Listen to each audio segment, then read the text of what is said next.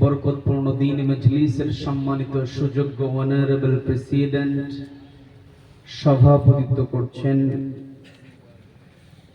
বিশিষ্ট আলেম দ্বীন আমার অত্যন্ত শ্রদ্ধাভাজন ইসলামী চিন্তাবিদ আলহাজ হযরত মাওলানা জাবির হোসেন হাফিজাহুল্লাহ সহ সভাপতিত্ব করছেন বিশিষ্ট ইসলামী চিন্তাবিদ আলেম দ্বীন ক্বারি হযরত মাওলানা আমিনুল হক সাহেব,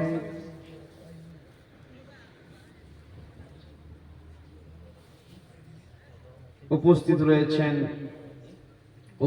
হয়েছেন বিশেষ অতিথিবৃন্দ, আমন্ত্রিত মেহমানবৃন্দ।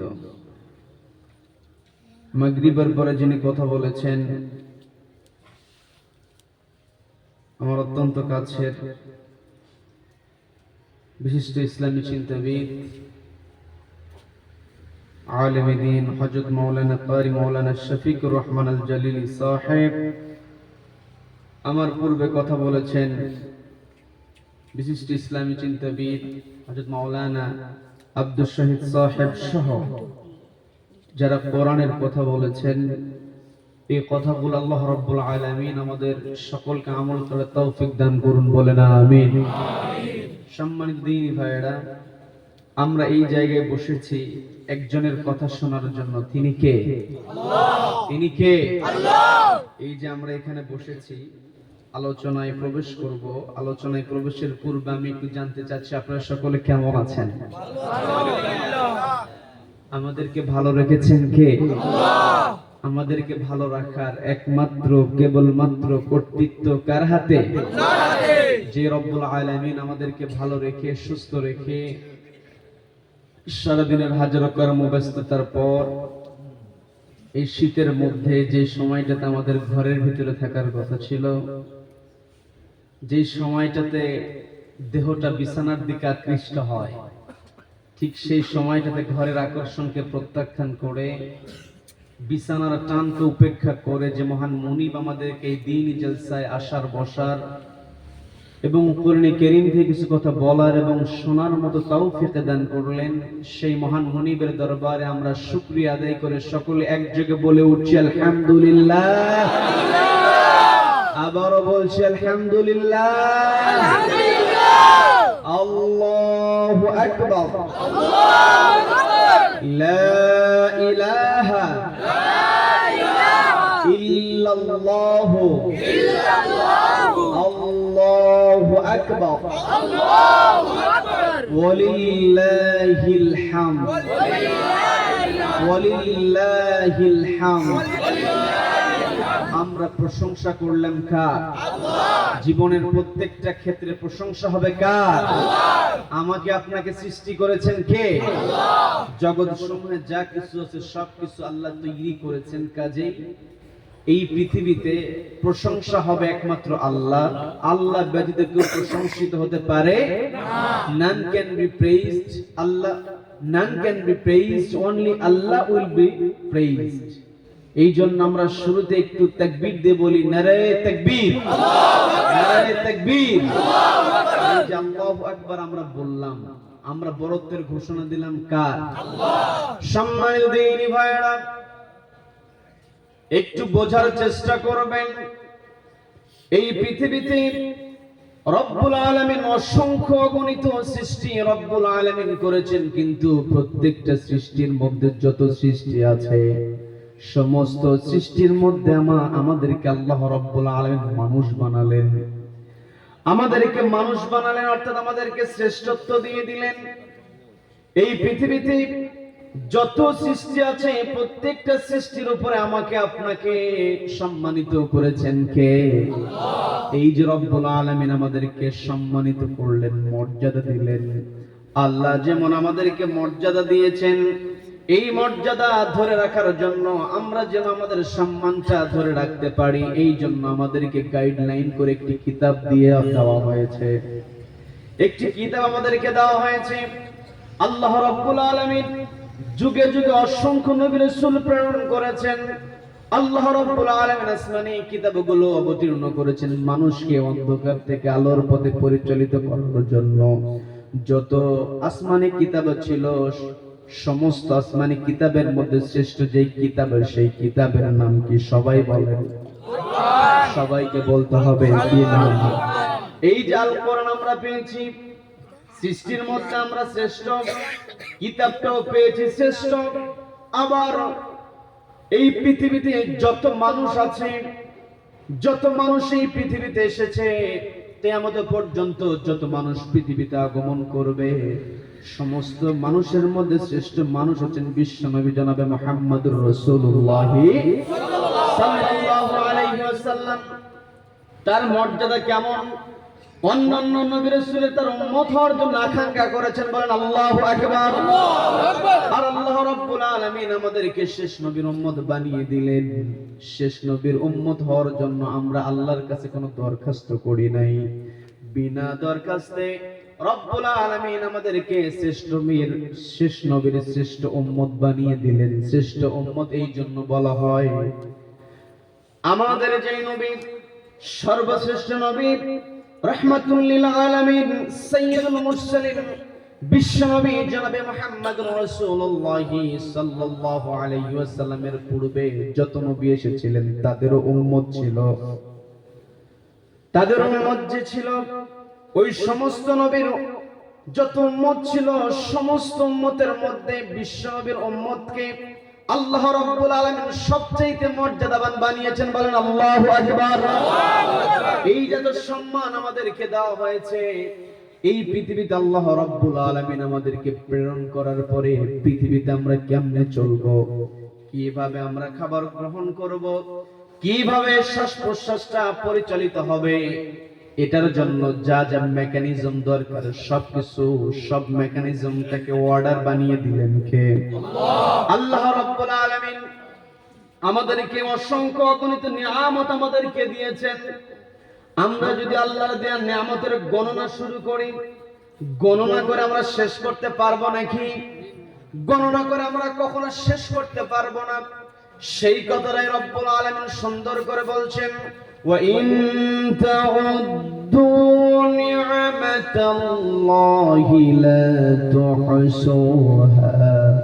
আল্লাহ রব্বুল আলামিন জানিয়ে দিলেন, রব্বুল আলামিন স্পষ্ট জানিয়ে দিলেন, ইন তাউদ্দু নি'মাতাল্লাহ, তোমরা যদি আল্লাহর নিয়ামতের তাউদ্দু গণনা করতে যাও, লা তুহসুহা, তোমরা এর হিসাব মেলাতে পারবে না। তোমাদের ক্যালকুলেটর গুলো অকেজ হয়ে যাবে, সুপার কম্পিউটার গুলো বিকল হয়ে যাবে, তবুও তোমরা আল্লাহর নিয়ামতের গণনা শেষ করতে পারবে না। এই যে পৃথিবীতে আমরা পৃথিবীতে যে বেঁচে আছি, বেঁচে থাকার জন্য গাছ আমাদেরকে উপকারী একটা উপাদান দিয়ে থাকে, সেটা হলো অক্সিজেন। আমরা যেই অক্সিজেনটা গ্রহণ করি, এর সঙ্গে কার্বন ডাই অক্সাইড বের হয়ে যায়। এই যে অক্সিজেন গ্রহণ করলাম, কার্বন ডাই অক্সাইড ত্যাগ করলাম, একটু বোঝার চেষ্টা করবেন, একটু চিন্তা খাটিয়ে চিন্তা করে একটু আল্লাহর বরত্বের, আল্লাহর নিয়ামতের কথা একটু স্মরণ করার চেষ্টা করবেন। সেটা হলো, প্রত্যেকদিন একটা মানুষ এই পৃথিবীতে বেঁচে থাকার জন্য প্রত্যেকটা মিনিটে 7 থেকে 8 লিটার অক্সিজেন গ্রহণ করে, বলেন আল্লাহু আকবার। প্রত্যেকটা মিনিটে যদি 7 থেকে 8 লিটার অক্সিজেন গ্রহণ করে, এটা যদি আমরা 24 ঘন্টার হিসাব করি, তাহলে দেখা যায় দৈনিক একটা মানুষ 10 থেকে 11,500 লিটার অক্সিজেন গ্রহণ করে। এই 10 থেকে 11,500 লিটার অক্সিজেন গ্রহণ করার পরে সব অক্সিজেন কিন্তু কাজে আসে না। এই যে 10 থেকে 11,500 লিটার অক্সিজেনের মধ্য থেকে রব্বুল আলামিন 500 লিটার অক্সিজেন সাকনের মাধ্যমে আমাদের দেহের উপযোগী তৈরি করে দেন, বলেন আল্লাহু আকবার। এই যে 550 লিটার অক্সিজেন আমরা প্রত্যেকদিন আমাদের দেহের মধ্যে প্রয়োজন হয় রক্ত সরবরাহ করার ক্ষেত্রে, রক্ত সরবরাহের জন্য দেহের মধ্যে অক্সিজেনের দরকার আছে না নাই?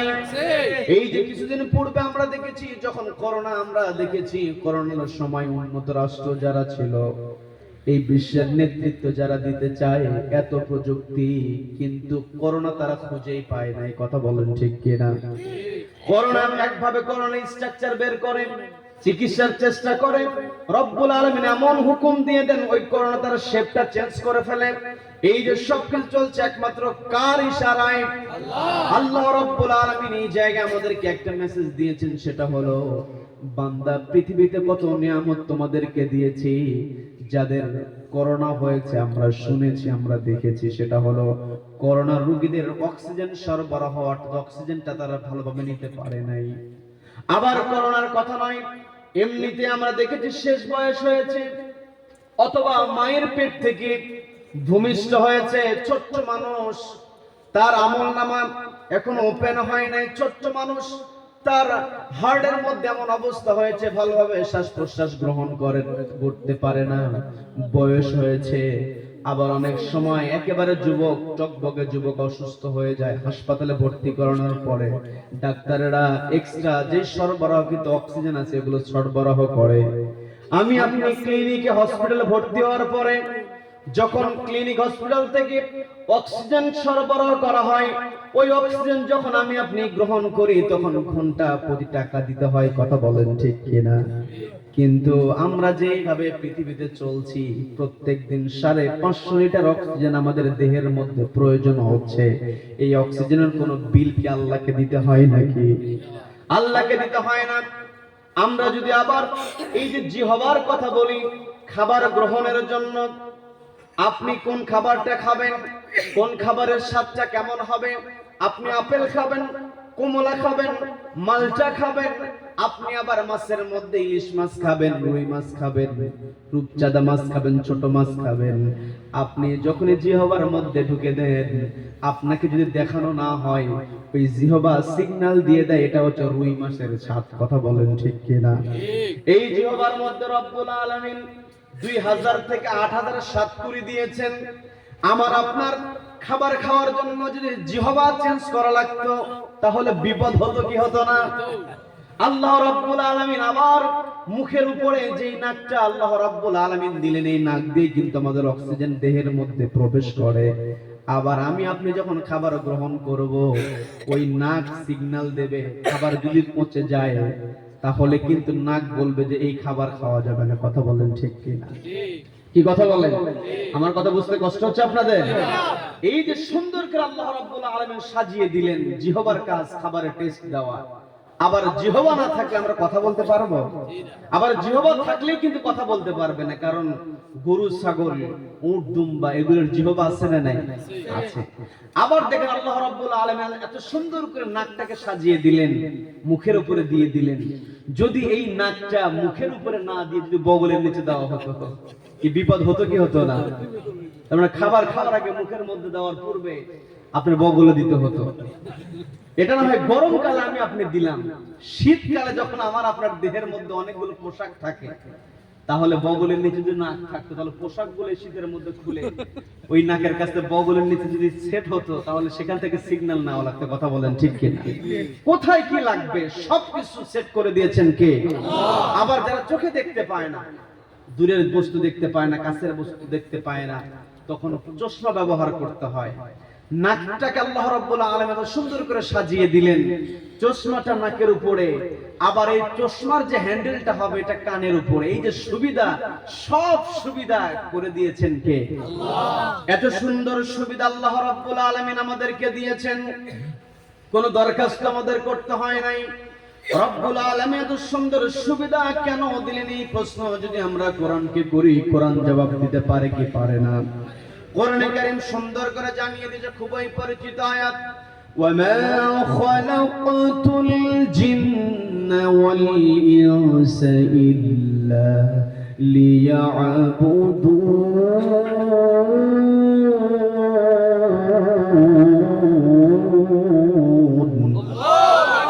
আল্লাহ রাব্বুল আলামিন স্পষ্ট জানিয়ে দিলেন, আমি মানুষ এবং জিন জাতিকে কেবলমাত্র আমার ইবাদতের জন্য তৈরি করেছি। অর্থাৎ এই পৃথিবীতে আমি আপনি যে অবস্থায় থাকি না কেন, প্রত্যেকটা অবস্থায়, প্রত্যেকটা মুহূর্ত, প্রত্যেকটা সেকেন্ডে ইবাদত করতে হবে কার? আল্লাহর ইবাদত করতে হবে। এমন একটি জীবন বিধান আমরা পেয়েছি।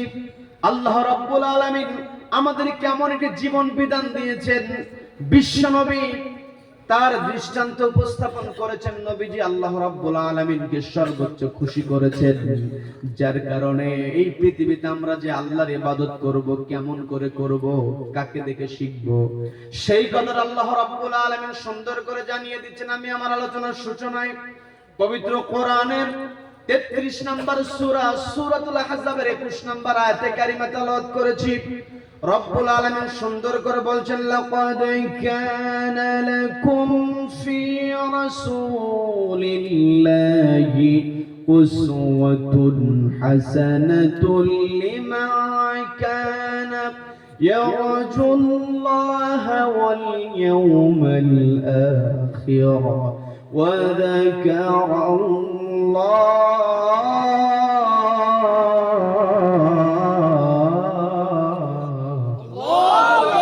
আল্লাহ রাব্বুল আলামিন আমাদেরকে জানিয়ে দিলেন, বান্দা লাকাদ কানা লাকুম ফি রাসূলিল্লাহি উসওয়াতুন হাসানাহ, নিশ্চয় রাসূলের মধ্যে আমি তোমাদের জন্য রেখে দিয়েছি উত্তম আদর্শ।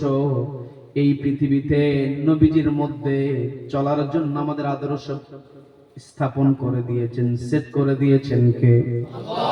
নবীজিকে আল্লাহ রাব্বুল আলামিন আমাদের জন্য আদর্শ বানিয়ে দিলেন। এই পৃথিবীতে সমস্ত সৃষ্টির মধ্যে শ্রেষ্ঠ সৃষ্টি হচ্ছে মানুষ। আবার পৃথিবীতে যত সৃষ্টি আদম আলাইহিস সালাতু ওয়াস সালাম থেকে শুরু করে নিয়ে কিয়ামত পর্যন্ত যত মানুষ আসবে, সমস্ত মানুষের মধ্যে শ্রেষ্ঠ হচ্ছে বিশ্বনবী জনাবে মুহাম্মদুর রাসূলুল্লাহ সাল্লাল্লাহু আলাইহি ওয়াসাল্লাম। এই শ্রেষ্ঠ মানুষকে যারা অনুসরণ করতে পারবে তারা শ্রেষ্ঠ মানুষ হতে পারবে।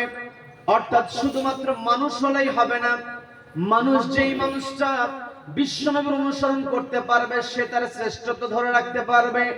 আর যেই মানুষ বিশ্বনবীকে আদর্শ হিসেবে গ্রহণ করবে না, বিশ্বনবীর যে বৈশিষ্ট্য সেই বৈশিষ্ট্য তার ব্যক্তিগত জীবনে বাস্তবায়ন করতে পারবে না। তার দুইটা হাত থাকতে পারে, দুইটা পা থাকতে পারে, চোখ থাকতে পারে, কিন্তু সে কখনো শ্রেষ্ঠত্ব ধরে রাখতে পারবে না।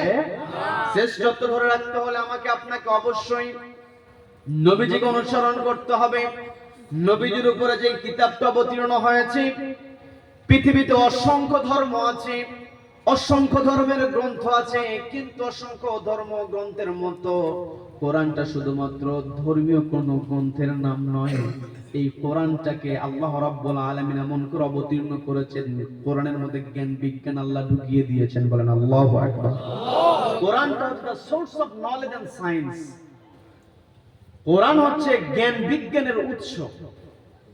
বিজ্ঞানীরা যত উন্নত হবে, কোরআন বোঝা আমার আপনার জন্য তত সহজ হবে। বলেন আল্লাহু আকবার। বলেন আল্লাহু আকবার। এই যে আমরা এই জায়গাতে যেমন ক্যামেরা নেই, তারপরেও এখানে ক্যামেরা কয়েকটা দেখা যাচ্ছে। এই যে আমি এখানে কথা বলছি, এই কথাগুলো রেকর্ড হচ্ছে। আমি এই জায়গা থেকে কথা বলা বন্ধ করে যখন আলোচনা শেষ হয়ে যাবে, যদি কোনো কথা আমার ভুল হয়ে যায়, কথা যদি ভুল হয়ে যায়, আমি কিন্তু এটা অস্বীকার করতে পারবো না। অস্বীকার করার কোনো বুদ্ধি আছে? বুদ্ধি নেই, কারণ এগুলো রেকর্ড হয়ে যাচ্ছে। এই পৃথিবীতে আমি আপনি কোথায় আছি, একেবারে সমুদ্রের তলদেশে গিয়ে যদি আমরা কোনো অন্যায় করি, সেখানে আল্লাহর ক্যামেরা আছে না নাই? আছে না নাই? যেখানে আমি আপনি লুকাই না কেন। আজ থেকে 200-250 বছর পূর্বে যারা পৃথিবীতে ছিলেন,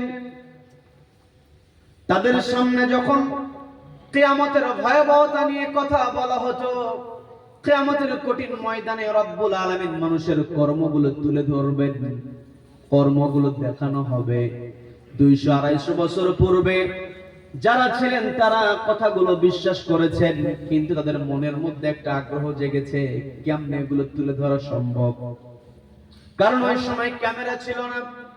বর্তমান সময়ে ক্যামেরা আবিষ্কার হয়েছে, বিজ্ঞান উন্নত হয়েছে।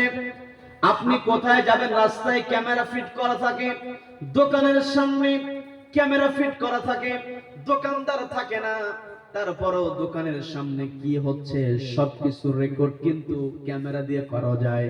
আর এই যে রেকর্ডটা করা যায়, এই রেকর্ডটা যে করা হয়, জমা যেখানে হয় সেটাকে আমরা মেমোরি কার্ড বলি। কি কথা বলেন? এই যে ছোট্ট মেমোরি কার্ড, ছোট্ট একটা চিপের মধ্যে 6 মাস পর্যন্ত রেকর্ড ধারণ করা যায়। আমার আপনার দেহের মধ্যেও কিন্তু আল্লাহ মেমোরি কার্ড সেট করে দিয়েছেন, বলেন আল্লাহু আকবার। পবিত্র কোরআনের 17 নম্বর সূরা কোট করে নেবেন। 17 নম্বর সূরা বনী ইসরাঈলের 13 নম্বর আয়াতে রব্বুল আলামিন সুন্দর করে বলছেন, ওয়া কুল্লু ইনসানিন আলজামনাহু তায়রাহু ফি উনুকিহি ওয়া নুখরিজু লাহু ইয়াওমাল কিয়ামাতি কিতাবান ইয়ালকাহু মানশুরা। আল্লাহ রাব্বুল আলামিন বলেন, ওয়া কুল্লু ইনসানিন আলজামনাহু তায়রাহু ফি উনুকি, নিশ্চয় ওয়া কুল্লু ইনসানিন প্রত্যেকটা মানুষের ক্ষেত্রে আলজামনাহু আমি স্থাপন করে দিয়েছি তায়রাহু মেমোরি কার্ড অর্থাৎ আমলনামা ফি উনুকিহি তার কাঁধের উপরে। কাঁধের উপরে আল্লাহ রাব্বুল আলামিন আমাদের কাঁধের উপরে চিপ সেট করে দিয়েছেন। ওয়া নুখরিজু লাহু, রব্বুল আলামিন বললেন ওই মেমোরি কার্ডটা আমি কাঁধের উপর থেকে বের করে আনবো কিয়ামতের দিনে, ইয়াউমাল কিয়ামা। কিয়ামতের দিন আল্লাহ রাব্বুল আলামিন মেমোরি কার্ড ওপেন করবেন। আজকে বিজ্ঞানীরা মেমোরি কার্ড তৈরি করেছে, আর আল্লাহ রাব্বুল আলামিন কোরআনের মধ্যে 1450 বছর পূর্বে সেই মেমোরি কার্ডের কথা বলেছেন, বলেন আল্লাহু আকবার। আবার এই পৃথিবীতে চলার জন্য আমার আপনার যা কিছু দরকার সবকিছু আল্লাহ রাব্বুল আলামিন দিয়ে দিলেন। এই যে মেমোরি কার্ডের রেকর্ড গুলো জমা হয়, ক্যামেরা এগুলো ভিডিও ধারণ করে। এই যে ভিডিও ধারণ করা হয়, এই পৃথিবীতে চলার জন্য আল্লাহ রাব্বুল আলামিন অসংখ্য অগণিত উপাদান আমাদেরকে দিয়েছেন। অসংখ্য অগণিত উপাদানের মধ্যে সবচেয়ে বেশি যে উপাদান আমরা ব্যবহার করি সেই উপাদানের নাম হচ্ছে লোহা, আয়রন যেটাকে বলে। আপনি যেখানেই যাবেন সেখানেই লোহার ব্যবহার আছে, আছে না নাই? এই যে বসে আছি আমি, সোফায় বসে আছি, এই সোফার এখানে কাঠের টুকরো আছে, কাঠের অংশ আছে, তৈরি হবে কাঠের সোফা আপনি তৈরি করবেন।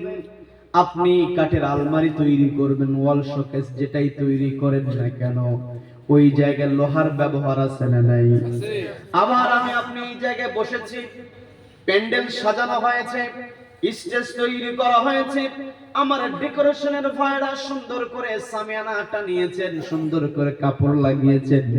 এই কাপড়টা লাগানোর জন্য ছোট্ট লোহার পেরেকের ব্যবহার আছে না নাই? আবার মাইকের আওয়াজ দিয়ে আমার পর্দালের মা বোনেরা কথাগুলো শুনছেন। এই মা বোনেরা যখন বাড়িতে খাবার রান্না করেন, খাবার প্রস্তুতি যখন তারা করেন, তরকারি রান্না করবেন, এই তরকারি কাটতে হয়, মাছ কাটতে হয়, গোশতগুলো কাটতে হয়। এই গোশতগুলো কাটার জন্য, ছোট ছোট করার জন্য যে অস্ত্র ব্যবহার করা হয়, দা, ছুরি যেটাই ব্যবহার, বটি যেটাই ব্যবহার করা হোক, সেখানে লোহা আছে না নাই? তার মানে আমি আপনি যেখানেই যাই না কেন সব জায়গাতেই লোহার ব্যবহার। এই লোহাটাকে আমাদের জন্য লোহা উপাদানটা আমাদেরকে দান করেছেন কে? এখন বিজ্ঞানীরা চিন্তা করলো সব জায়গায় লোহার ব্যবহার, যেই জিনিসটার ব্যবহার বেশি হয় বিজ্ঞানীদের কাজ হচ্ছে সেই জিনিসটা কেমনে সহজে পাওয়া যায় এটা বের করা। এখানে অনেক মুরব্বীরা আছেন, আমার সঙ্গে একমত হবেন। এই দাড়ি পাকা মুরব্বীরা আছেন, দাড়ি পাকা অনেক মুরব্বী আছেন, তারা অবশ্যই একমত হবেন। আজ থেকে 30-40 বছর পূর্বে যখন ধানের আবাদ করা হতো, 1 বিঘা জমিতে 5 মণ ধান যদি কেউ পেয়ে যেত সবাই অবাক হয়ে যেত। কি কথা বলেন? কি কথা বলেন, ঠিক কি না? এখানে মুরব্বীরা বসে আছেন। আজ থেকে 30-40 বছর পূর্বে 1 বিঘা জমি থেকে যদি 5 মণ ধান আসতো সবাই অবাক হতো, কেমনে সম্ভব 1 বিঘা জমিতে এত ধান। কিন্তু এখন যদি কোনো জমিতে 30 মণ ধানও যদি উৎপাদন হয় কেউ অবাক হয় না। এর কারণ হচ্ছে বিজ্ঞানীরা গবেষণা করে তৈরি করেছে কেমনে উৎপাদন বাড়ানো যায়, এটাই বিজ্ঞানীদের কাজ। ঠিক তেমনি বিজ্ঞানীরা চিন্তা করে দেখলো যে প্রত্যেকটা জায়গায়, সব জায়গায় লোহার ব্যবহার। এই লোহাটা একেবারে খনি থেকে উঠাতে হয়, এগুলো আক্ষরিক আকারে থাকে। আমার কথা বিরক্ত হচ্ছেন আপনারা? আলোচনায় কিন্তু এখনো প্রবেশ করি নাই। অর্থাৎ প্রবেশ করার জন্য একটু সাজায় নিচ্ছি। বিরক্ত হচ্ছেন? বিরক্ত হচ্ছেন? আলোচনা চলবে? চলবে কতক্ষণ? সারা রাত? সারা রাত? সারা রাত? বক্তা কার? সারা রাত কথা বলে বক্তা সোজা থাকতে পারবে? এই কোরআনের কথা শুধুমাত্র সারা রাত হবে না, যতদিন পর্যন্ত পূর্ব দিগন্তে সূর্য উদিত হয়ে পশ্চিম আকাশে অস্ত যাবে, অর্থাৎ পৃথিবী যতদিন থাকবে ততদিন কোরআনের কথা আলোচিত হবে। কথা বলেন ঠিক কিনা? এই কোরআনকে থামানোর চেষ্টা আগেও হয়েছে, এখনো হচ্ছে, ভবিষ্যতেও হবে। একজনকে হয়তো বন্দী অবস্থায় রেখে দিয়ে কোরআন থামিয়ে রাখার চেষ্টা করা যেতে পারে, দেখবেন অটোমেটিক ওই জায়গায় আরেকজনকে স্থাপন করে দিয়েছেন কে? আল্লাহ। এই কোরআনটা হেফাজতের দায়িত্ব কে নিয়েছেন? এই যে তাফসীরুল কোরআন মাহফিল আপনারা দেখেন, এই উপমহাদেশে ইসালে সব লেখা হতো, তারপরে আজিমুস শান দোয়ার মাহফিল, এগুলো বিভিন্ন টাইটেল হতো। কিন্তু আমরা ইদানিং কিন্তু একটা টাইটেল দেখি, তাফসীরুল কোরআন মাহফিল। এই টাইটেলটা যিনি সবার আগে মানুষের মাঝে কোরআনকে বোঝানোর জন্য সাহস যিনি করেছিলেন, এই উপমহাদেশে অসংখ্য আলেম আছেন, অসংখ্য আলেমেরা কোরআন থেকে কথা বলেছেন, মানুষকে বোঝানোর চেষ্টা করেছেন।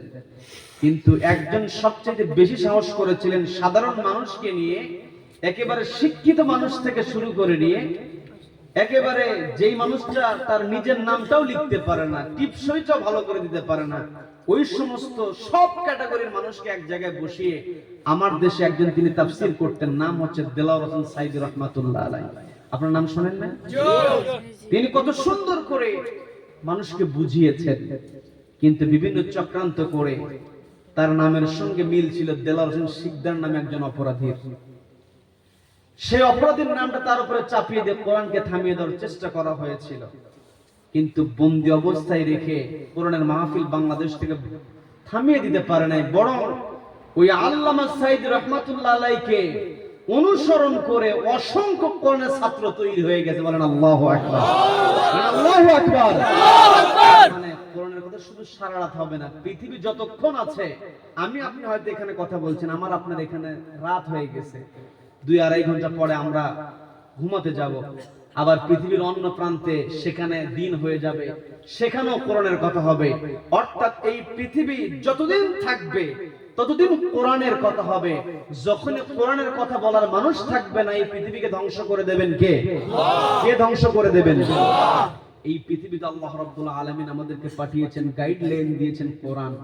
এই কোরআন এমন একটি কিতাব, যার ভিতরে কোরআন থাকে, ওই ব্যক্তিকে যত কষ্টই দেওয়া হোক না কেন, তাকে যতই নির্যাতন, তার উপরে অত্যাচারী স্টিমরোলার চালানো হোক না কেন, তার মুখ থেকে কখনো হাসি কেড়ে নিতে পারে না। এটা আমরা পূর্ববর্তী ওলি আউলিয়া কেরামের আমরা ঘটনা শুনেছি, কিন্তু অল্প কিছুদিন আগে আমরা একটা দৃশ্য দেখেছি। আল্লামা দেলাওয়ার হোসেন সাইদী হাফিজাহুল্লাহ রাহমাতুল্লাহ আলাইহি, তাকে যখন চিকিৎসার জন্য হসপিটালে নিয়ে যাওয়া হলো, একেবারে বয়োবৃদ্ধ মানুষ, একা হাঁটতে পারেন না, মানুষের কাঁধের উপরে তিনি হাত দিয়ে যে হাসিটা তিনি দিয়েছেন, এটাই প্রমাণ করে কোরআনওয়ালারা কখনো হতাশ হতে পারে না। সম্মানিত দিনী ভাইরা, আমি আপনি যদি কোরআনটাকে আঁকড়ে ধরতে পারি, হতাশা আমাকে আপনাকে কখনো গ্রাস করতে পারবে না। হতাশা মুক্ত জীবন যদি আমরা যাপন করতে চাই, হতাশা মুক্ত জীবন যদি আমরা গঠন করতে চাই, আমার আপনার সম্পর্ক হতে হবে কোরআনের সঙ্গে। এই পৃথিবীতে আল্লাহ রাব্বুল আলামিন আমার আপনার চলার জন্য অসংখ্য অগণিত উপাদান দিয়েছেন। আমি যেই কথা বলতে নিয়েছিলাম সেটা হলো, রব্বুল আলামিন আমাদের ব্যবহারের জন্য লোহা আমাদেরকে দিয়েছেন। এই লোহার ব্যবহার যখন প্রত্যেকটা জায়গায় লাগে, এই যে আমি কথা বলছি, এই মাইক্রোফোন আমার কাছ থেকে কথাটা নিচ্ছে, নেওয়ার পরে অ্যাম্পলিফায়ারটা সরবরাহ করছে। এই অ্যাম্পলিফায়ারের সঙ্গে মাইক্রোফোনের সঙ্গে যে উপাদানগুলো আছে, সেখানে লোহা এবং চুম্বকের খেলা আছে না নাই? এই যেখানে আমি আপনি যাই না কেন, লোহার প্রয়োজন হয়।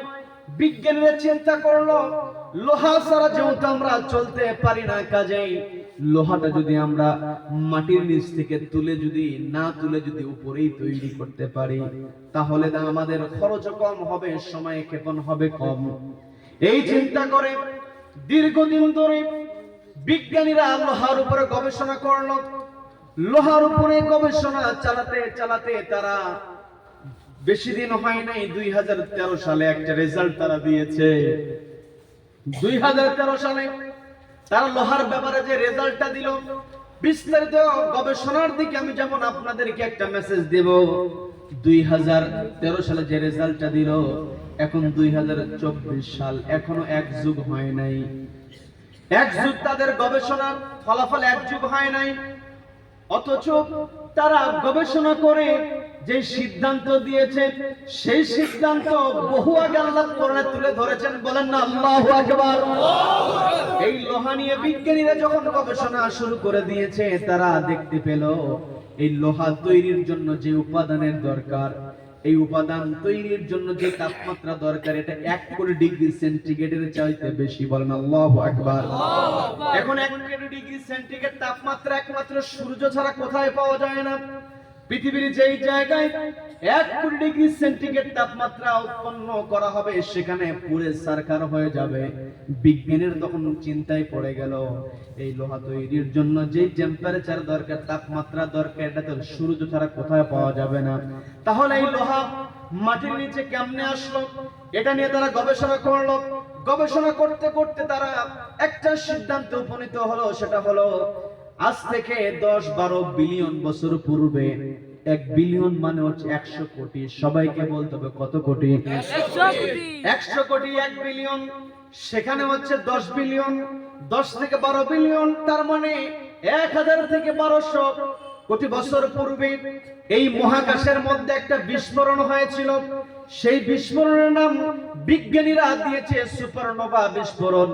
ওই সুপারনোভা বিস্ফোরণ যখন তৈরি হয়েছিল, তখন সর্বোচ্চ যে তাপমাত্রা তৈরি হয়েছিল, সে তাপমাত্রা ছিল 1.5 কোটি। বলেন আল্লাহু আকবার।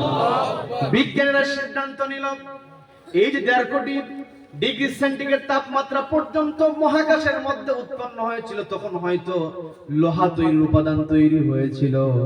বিজ্ঞানীরা গবেষণা করে সিদ্ধান্ত দিয়ে দিল, আজ থেকে 10-12 বিলিয়ন বছর পূর্বে যে মহাকাশে যে সংঘর্ষ হয়েছিল, যে বিস্ফোরণ হয়েছিল, ওই বিস্ফোরণের সময় লোহা তৈরির উপাদান উপর থেকে পড়েছিল, মহাকাশ থেকে পড়ে মাটিতে এসে সেটা গলিত অবস্থায় মাটি ভেদে করে নিচে গিয়েছে।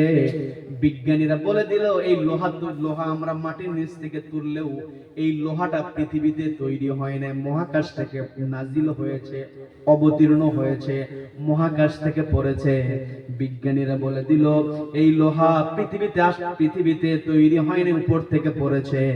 বিজ্ঞানীরা আজ থেকে 12 বছর পূর্বেও হয় নাই, 11 বছর পূর্বে যে রেজাল্টটা দিল, সেই রেজাল্টের কথা আল্লাহ রাব্বুল আলামিন সুন্দর করে বলছেন পবিত্র কোরআনের 57 নম্বর সূরা, সূরাতুল হাদিদ। সূরার নাম হচ্ছে সূরা হাদিদ। সূরাতুল হাদিদের 25 নম্বর আয়াতে রব্বুল আলামিন সুন্দর করে বলছেন, ওয়া আনজালনাল হাদিদা ফীহি বা'সুন শাদীদুন ওয়া মানাফি'ু লিন-নাস।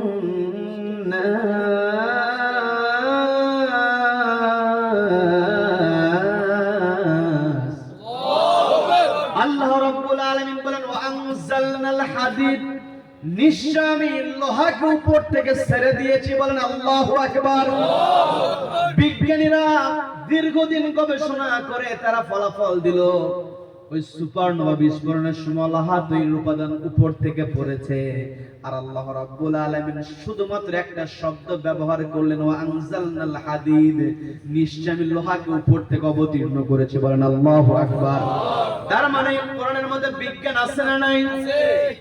আজ থেকে 100 বছর পূর্বে বিজ্ঞানীরা যে গবেষণা করে যেই ফলাফল দিয়েছিল, বিজ্ঞানীরা একবার বলল পৃথিবী ঘোরে, আর একবার বলল সূর্য ঘোরে, আবার কিছুদিন পরে বিজ্ঞানীদের মাথায় ঘোরে। কথা বলেন ঠিক কিনা? একবার বলে সূর্য ঘোরে, আর একবার বলে পৃথিবী ঘোরে। কিন্তু আল্লাহ রাব্বুল আলামিন সূরা ইয়াসিনের মধ্যে বলেন কুল্লু ফি ফালাকিন ইয়াসবাহুন, প্রত্যেকই তার নিজ নিজ কক্ষপথে আল্লাহর হুকুম অনুযায়ী চলছে। বলেন আল্লাহু আকবার। তার মানে কোরআনের মধ্যে আল্লাহ রাব্বুল আলামিন বিজ্ঞান দিয়েছেন, আমাদেরকে গবেষণা করতে হবে, আমাদেরকে কোরআনের সঙ্গে বিজ্ঞান মেলাতে হবে। বিজ্ঞান যদি ভুল সিদ্ধান্ত দেয় দিতে পারে, কিন্তু কোরআন কখনো ভুল সিদ্ধান্ত দিতে পারে না। আল্লাহ রাব্বুল আলামিন অসংখ্য নিদর্শনে কোরআনের মধ্যে বলেছেন। আমি আপনাদেরকে তিনটা কথা বললাম। বিজ্ঞানীরা কিছুদিন পূর্বে মেমোরি তৈরি করেছে। রব্বুল আলামিন মানুষের ভিডিও ধারণ করার জন্য কাদের উপরে মেমোরি দিয়েছেন? পবিত্র কোরআনের 17 নম্বর সূরা 13 নম্বর আয়াত। আবার আল্লাহ রাব্বুল আলামিন লোহার ব্যাপারে বললেন 57 নম্বর সূরা 25 নম্বর আয়াত। আবার আল্লাহ রাব্বুল আলামিন সূরাতুল ইয়াসিনের মধ্যে শুধুমাত্র ওই মহাকাশ নিয়ে বলেন নাই। আল্লাহ রাব্বুল আলামিন সূরাতুল ইয়াসিনের মধ্যে মানুষ কেমনে তৈরি হয়েছে, পিতার শুক্রাণু মায়ের ডিম্বাণু থেকে মানুষ তৈরি হয়েছে, জাইগোট তৈরি হয়েছে। যারা বিজ্ঞান পড়েন তারা বুঝতে পারবেন। এই জাইগোটগুলো একত্রিত হয়ে ক্লিভেজের মাধ্যমে কোষ বিভাজন হয়। একটা পর্যায়ে আমার আপনার দেহটাকে মায়ের পেটের মধ্যে স্থাপন করে দেন কে? একটা এক্সাম্পল দিয়ে নবীজির জীবনের দিকে যাব। এই যে আমরা খাবার গ্রহণ করি, খাবার গ্রহণের জন্য আমার আপনার দাঁতের প্রয়োজন হয়। মায়ের পেটের মধ্যে যখন আমরা ছিলাম, মায়ের পেটের মধ্যে থাকাকালীন কি আমাদের দাঁত ছিল নাকি? সবাইকে বলতে পারে দাঁত ছিল নাকি? যারা বলতেছেন না তাদের মনে পেটের মধ্যে থাকা অবস্থা দাঁত ছিল। মায়ের পেটের মধ্যে যখন আমরা ছিলাম আমাদের দাঁত ছিল না। আবার পৃথিবীতে আগমন করলাম, এই দাঁতটা উঠতে প্রায় আমার আপনার 2 বছর সময় লেগেছে। 6 মাস যাওয়ার পর একটা দুইটা করে দাঁত ওঠে। এখন এই জায়গায় একটু মেসেজ নেওয়ার চেষ্টা করবেন, সেটা হলো ছোট মানুষের যখন দাঁত উঠে যায় দেখবেন ছোট মানুষের কাছে আপনি আঙ্গুল নিয়ে যাবেন, ওই আঙ্গুলটা টান দিয়ে দাঁতে ওই নখের উপরে কামড় দিয়ে দেয়। কথা বলেন ঠিক কিনা? মা বুকের স্তন থেকে দুধ পান করাচ্ছেন, মায়ের এই যে দুধের যে বোঁটাটা আছে সেই জায়গায় ছোট্ট বাচ্চা কিন্তু কামড় দিয়ে ফেলে। কথা বলেন ঠিক কিনা? এখন যদি মায়ের পেটের ভিতরে থাকা অবস্থা আমাদের দাঁত থাকতো, দাঁত যদি উঠতো, তাহলে মায়ের পেটের মধ্যে আমরা নাড়ি ভুঁড়িগুলো কামড়ে শেষ করে দিতাম। কি কথা বলেন? এই জন্য বাচ্চার বয়স 6 মাস হয়, 6 মাসের মধ্যে ডাক্তাররা বলে দেয় মায়ের বুকের দুধ পান করাতে হবে। 6 মাসের মধ্যে অতিরিক্ত খাবার দেওয়া যাবে না, শক্ত খাবার সন্তানকে দেওয়া যাবে না। বিজ্ঞানীরা গবেষণা করে, আর আল্লাহ রাব্বুল আলামিন মায়ের যেই স্তনের মধ্যে যে খাবারটা দিয়ে দিলেন, ওই খাবারের মধ্যে অ্যান্টিবডি আল্লাহ রাব্বুল আলামিন এমন করে দিলেন। কিন্তু কষ্ট নিয়ে কতগুলো কথা বলতে হয়, সেটা হলো আজকে দুনিয়াতে কিছু মাদেরকে লক্ষ্য করা যায় তারা তাদের ফিগারটা নষ্ট হয়ে যাবে এটার কথা চিন্তা করে সন্তানকে দুধ পান করায় না। আছে না নাই? আছে না নাই? আজকে দেখবেন পৃথিবীতে স্তন ক্যান্সারের সংখ্যা দিন দিন কিন্তু বেড়েই চলছে। কি কথা বলেন? এই যে ছোট্ট বাচ্চার জন্য অ্যান্টিবডি আল্লাহ রাব্বুল আলামিন মায়ের দেহের মধ্যে দিয়ে দিলেন। সন্তানকে দুধ পান না করলে দেহের মধ্যে থেকে অ্যান্টিবডি বের হবে না। ওই অ্যান্টিবডিটা মায়ের জন্য ক্যান্সার সেলে রূপান্তরিত হবে। পর্দার যে মা বোনেরা শুনছেন, মাইকের আওয়াজ যাচ্ছে, সন্তানের সঙ্গে যে সম্পর্ক তৈরি হয়, সন্তান পৃথিবীর যে প্রান্তেই থাকুক না কেন, সন্তানের বিপদ যদি হয়, মা বাড়িতে বসে বুঝতে পারে যে আমার সন্তান দূর দেশে বিপদে আছে। কি কথা বলেন? এই যে কানেকশনটা দিয়েছেন কে? কে দিয়েছেন? আল্লাহ দিয়েছেন। কেমন করে আমার আপনার চলা দরকার, কখন দাঁত দেওয়া দরকার, আল্লাহ দাঁত দিয়ে দিলেন। আল্লাহ রাব্বুল আলামিন এত কিছু দিয়েছেন, অসংখ্য সৃষ্টি। আমরা যখন ঘুমাতে যাওয়ার সময় মশারি টানাই, কারণ মশার কামড়ের ভয় আমাদের আছে না নাই? দেখবেন মানুষ বাঘকে ভয় পায়, সেই বাঘকে খাঁচার মধ্যে বন্দি অবস্থায় রেখে দেয়, সিংহের খাঁচার মধ্যে রেখে দেয়। আর মানুষ নিজেই মশার ভয়ে কি করে? মশারির মধ্যে ঢুকে যায়। কি কথা বলেন? কি কথা বলেন? এখন এই মশারির যে ছিদ্র আছে, দেখবেন কোন কোন মশারির ছিদ্রগুলো একেবারে ছোট হয়, ওর মধ্যে যত ছোট মশাই হোক ঢোকার কোনো উপায় থাকে। আবার কিছু কিছু মশারি আছে ছিদ্র অপেক্ষা কিন্তু একটু বড় হয়। আর ওই একটু বড় ছিদ্র পেলে কিছু ছোট্ট ছোট্ট মশা আছে, মশা একেবারে ছোট, রক্ত কম খায়, সামান্য সময় নিয়ে কামড় দেয়, কিন্তু বোঝা যায় যে ওই অবস্থা খারাপ। কি কথা বলেন? ছোট্ট মশা, রক্ত খেয়েছে একেবারেই কম, কিন্তু কামড়ের জ্বালা আছে। অনেক সময় দেখা যায় বড় মশা রক্ত খেয়ে দেহটা চিনচিন হয়ে গেছে, ফুলে গিয়েছে, তারপর অনেক সময় আমরা টের পাই না, মশা রক্ত খেয়ে ফুলে চলে যায়, টের পাওয়া যায় না। কিন্তু ছোট্ট একটা মশা অল্প সময় নিয়ে কামড় দিলে সেখানে চলে যায়। ওই ছোট্ট মশা যদি মশারির ছিদ্র দিয়ে যদি আমার আপনার ওই মশারির মধ্যে যদি ঢুকে যায়, যাওয়ার পরে আমাকে আপনাকে কামড় দেয়, এই জায়গাতে আমি যে মেসেজটা আপনাদেরকে দিতে সেটা হলো, যেই মশাটা একেবারে ছোট ছিদ্র দিয়ে মশারির মধ্যে ঢুকতে পারে, ওই মশা কি আমার আপনার নাকের ছিদ্র দিয়ে ঢুকতে পারে কি পারে না? পারে কি পারে না? ওই মশারির ছিদ্রের চাইতে বহু গুণে একটা মশারির ছোট ছোট ছিদ্র 8-10টা ছিদ্র একসঙ্গে করলে তাও নাকের ছিদ্র বড় হবে, কানের ছিদ্র বড় হবে। যেই মশারির ছোট্ট ছিদ্র দিয়ে মশারির মধ্যে ঢুকে গেল, ওই মশা আমার আপনার নাকের মধ্যে কোনোদিনও ঢোকে না, কানের মধ্যে কোনোদিনও ঢোকে না। চাইলে তো মশা উঠতে উঠতে নাকের মধ্যে গিয়ে একবার মস্তিষ্কের মধ্যে চলে যেতে পারে, কানের মধ্যে ঢুকে গিয়ে মস্তিষ্কে চলে যেতে পারে। মস্তিষ্কে যদি মশা চলে যায় আমরা বাঁচতে পারবো? এই মশার ছিদ্রের মধ্যে প্রবেশ করার ক্ষমতা আছে, কিন্তু আল্লাহ রাব্বুল আলামিন মশাকে এমন করে অর্ডার দিয়েছেন, ওই মশারির ছিদ্র দিয়ে ঢুকলেও বড় ছিদ্র দিয়ে নাকের মধ্যে প্রবেশ করে না। বলেন আল্লাহু আকবার। এই যে অসংখ্য অগণিত নিয়ামত, অসংখ্য অগণিত সিচুয়েশন আমার আপনার জন্য রাব্বুল আলামিন সহজ করে দিলেন একটাই কারণ, وَمَا خَلَقْتُ الْجِنَّ وَالْإِنسَ إِلَّا لِيَعْبُدُونِ।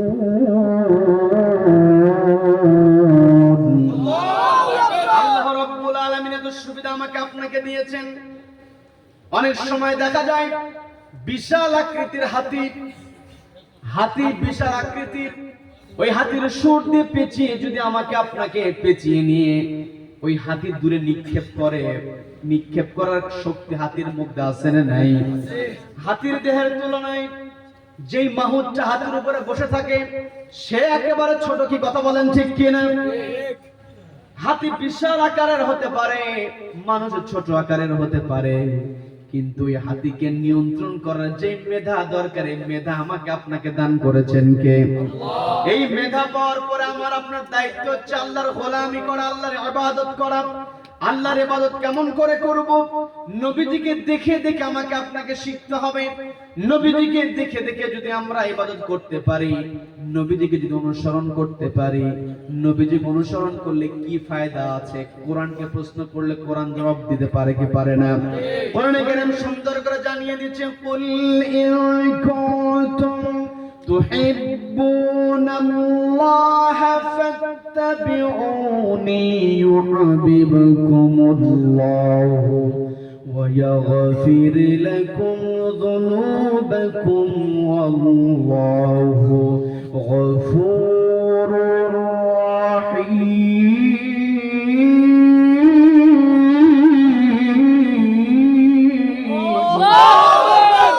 আল্লাহ রাব্বুল আলামিন নবীজিকে ডাক দিয়ে বলছেন, ওগো নবী, আমি আপনাকে মানুষের জন্য আদর্শ বানিয়ে দিয়েছি, কাজে আপনি বলে দিন, ইন কুনতুম তুহিব্বুনাল্লাহ, ও মানুষেরা তোমরা যদি আল্লাহর ভালোবাসা পেতে চাও, ফাত্তাবিউনি, আমি রাসূল আমাকে অনুসরণ করো, আমার মধ্যে যে বৈশিষ্ট্য আছে এই বৈশিষ্ট্যগুলো তোমরা অর্জন করো। যদি তোমরা করতে পারো, ইউহিব্বুকুমুল্লাহ, আল্লাহ তোমাদেরকে ভালোবাসবেন। বলেন আল্লাহু আকবার। কোন মানুষকে যদি আল্লাহ ভালোবাসেন তার আর কোনো চিন্তা থাকে নাকি? তার আর চিন্তা থাকে না। নবীজিকে যদি অনুসরণ করা যায় দুইটা ফলাফল পাওয়া যায়। এক নম্বরে যেই ফলাফল সেটা হলো, যেই ব্যক্তি নবীজিকে অনুসরণ করবে, নবীজির বৈশিষ্ট্য ধারণ করবে, তাকে আল্লাহ ভালোবাসবেন। বলেন আল্লাহু আকবার। আর দ্বিতীয় নাম্বার যেই উপকারিতা পাওয়া যায় সেটা হলো, ওয়ায়াগফির লাকুম যুনুবাকুম, রব্বুল আলামিন তার জিন্দেগীর গুনাহগুলো maaf করে দেবেন। বলেন না সুবহানাল্লাহ। এই পৃথিবীতে কোন মানুষ যদি আল্লাহর কাছ থেকে ক্ষমা পেয়ে যায় আর আল্লাহর ভালোবাসা পেয়ে যায়, তার চাইতে সফল আর কেউ হতে পারে না। কিন্তু আজকে আমি আপনি সফলতা বলতে, সফলতার পরিচয়টা কি? সফলতার সংজ্ঞা কি আমি আপনি বোঝার চেষ্টা করি না? আমি আপনি মনে করি কেউ যদি তার ব্যালেন্সের ভিতরে ব্যাংকের ব্যালেন্স যেটা হয় ওই ব্যালেন্সে যদি 20 টাকা জমাতে পারে, কেউ যদি সুন্দর একটা বিল্ডিং তৈরি করতে পারে, কেউ যদি সুন্দর একটা গাড়ি কিনতে পারে, কেউ যদি মোটা অঙ্কের বেতনে একটা চাকরি পেয়ে যায়, আমরা মনে করি লোকটা সফল হয়ে গিয়েছে। আমরা মনে করি কি করি না? আমরা মনে করি। কিন্তু পৃথিবীর এই অর্থ সম্পত্তি দিয়ে কখনো সফলতা নির্ণয়িত হতে পারে না।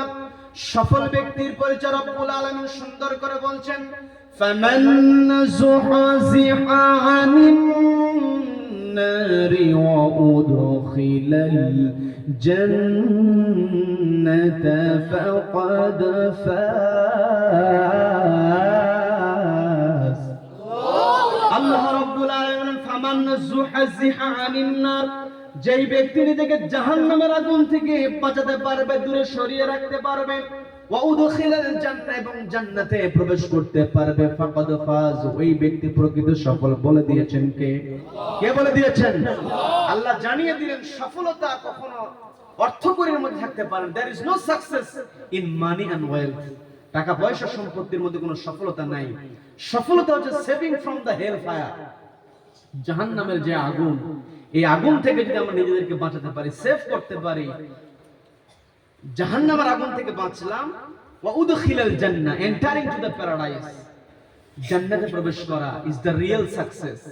যেই ব্যক্তি দুনিয়াতে কোনো সম্পত্তি তার নাই, দুনিয়াতে কোনো সম্পত্তি নাই, নিজস্ব সম্পত্তি নাই, অন্যের দেওয়া জায়গার উপর ঘর করে বেঁচে আছে, দিন মজুরি করে চলে, দুনিয়ার সম্পত্তি নাই, কবরে নামানোর পরে মুনকার নাকির যখন প্রশ্ন করবে, 3টা প্রশ্নের জবাব যখন ওই জায়গাহীন, নিজের বাড়ি থাকবে, জায়গা ছিল না, বাড়ি ছিল না, অন্য দেওয়া জায়গার উপরে থেকেছে, ওই ব্যক্তি 3টা প্রশ্নের জবাব দিতে পারে, পক্ষান্তরে কারো 10 তলা বিল্ডিং, মোটা অঙ্কের বেতনে চাকরি করে, ব্যবসা করে, গাড়ি বাড়ি, দুনিয়ার যা কিছু সবই আছে, মৃত্যুবরণের পরে, কবরে নামানোর পরে যদি মুনকার নাকির 3টা প্রশ্ন করে যদি জবাব দিতে না পারে, তাহলে যেই ব্যক্তি ভূমিহীন, সম্পত্তি নেই, জবাব দিতে পারলো, প্রশ্নের জবাব দেওয়ার কারণে ওই ব্যক্তির সফল হলো। কথা বলেন ঠিক কিনা? এই পৃথিবীতে যার যতই থাকুক না কেন, একটা সময় এই পৃথিবী ছেড়ে যেতেই হবে। পৃথিবীতে আল্লাহকে বিশ্বাস করে না এমন মানুষ আছে, কিন্তু মরণকে বিশ্বাস করে না এমন মানুষ আছে? কেউ যদি বলে আমি মরণকে বিশ্বাস করি না, তখন আমরা বলবো যে লোকটার মাথা নষ্ট হয়ে গেছে, ও আর কি নাই, সুস্থ নাই, পাগল হয়ে গেছে। কথা বলেন ঠিক কিনা? তার মানে আমাকে আপনাকে পৃথিবীতে এমন করে চলতে হবে, আল্লাহর ভালোবাসা এবং আল্লাহর ক্ষমার মাধ্যমে জাহান্নাম থেকে নিজেকে বাঁচিয়ে জান্নাতে প্রবেশের যোগ্যতা অর্জন করতে হবে। এই যোগ্যতা যদি আমরা অর্জন করতে চাই, তাহলে দেখতে হবে, আমাকে আপনাকে দেখতে হবে যে আমার আপনার ভিতরে নবীজির বৈশিষ্ট্য আছে কিনা। যদি আমার আপনার ভিতরে নবীজির বৈশিষ্ট্য থাকে, তবেই আমরা নবীজির শাফায়াত পাবো, নবীজির সুপারিশ পাবো। আর যদি আমরা নবীজির বৈশিষ্ট্য যদি আমাদের ব্যক্তিগত জীবনে যদি আমরা বাস্তবায়িত করতে না পারি, তাহলে আমাদের মতো ব্যর্থ আর কেউ হবে। নবীজির অসংখ্য অগণিত বৈশিষ্ট্য আছে, নবীজির জীবনী নিয়ে যদি আমরা আলোচনা করি, আলোচনা শেষ করতে পারবো। নবীজির চরিত্রের ব্যাপারে, খাদিজাতুল কুবরা, নবীজির চরিত্রের ব্যাপারে, নবীজির বৈশিষ্ট্যের ব্যাপারে আয়েশা সিদ্দিকা রাদিয়াল্লাহু তাআলা আনহা তিনি বলে দিলেন, কানা খুলুকুহুল কোরআন, নবীজির চরিত্র পুরোটাই হচ্ছে আল্লাহর কোরআন। বলেন আল্লাহু আকবার। আর আল্লাহর কোরআনের ব্যাপারে আল্লাহ রাব্বুল আলামিন সুন্দর করে জানিয়ে দিলেন, ওয়ালাউ আন্নামা ফিল আরদি মিন শাজারাতিন আকলামু ওয়াল বাহরু ইয়ামুদ্দুহু মিন বা'দিহি সাব'আতু আবহুরিন মা নাফিদাত কালিমাতুল্লাহ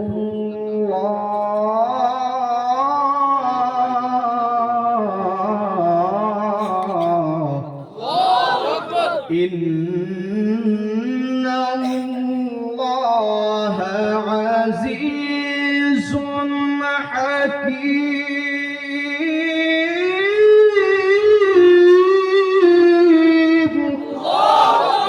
আল্লাহ রাব্বুল আলামিন স্পষ্ট জানিয়ে দিলেন, ওয়ালাউ আন্না মা ফিল আরদি মিন শাজারাতিন আকলামু ওয়াল বাহরু ইয়ামুদ্দুহু, এই পৃথিবীতে যত গাছপালা আছে, এই গাছপালা যদি আকলামুল কলম হয়ে যায়, পেন হয়ে যায়, ওয়াল বাহরু ইয়ামুদ্দুহু, এবং যত সমুদ্র আছে এই সমুদ্রের পানিগুলো তার কালি হয়ে যায়, মিন বাদিহি সাবআতু আবহুরিন, এর সঙ্গে আরো 7 সমুদ্র যদি যুক্ত করা হয়, তাহলে গাছরূপ কলম দিয়ে, পানিরূপ কালি দিয়ে যখন আল্লাহর কালামের ব্যাখ্যা শুরু হয়ে যাবে, পৃথিবীর গাছগুলো শেষ হয়ে যাবে, সমুদ্রের পানিগুলো শেষ হয়ে যাবে, মা নাফিদাত কালিমাতুল্লাহ, আল্লাহর কালামের ব্যাখ্যা শেষ হবে না। বলেন আল্লাহু আকবার।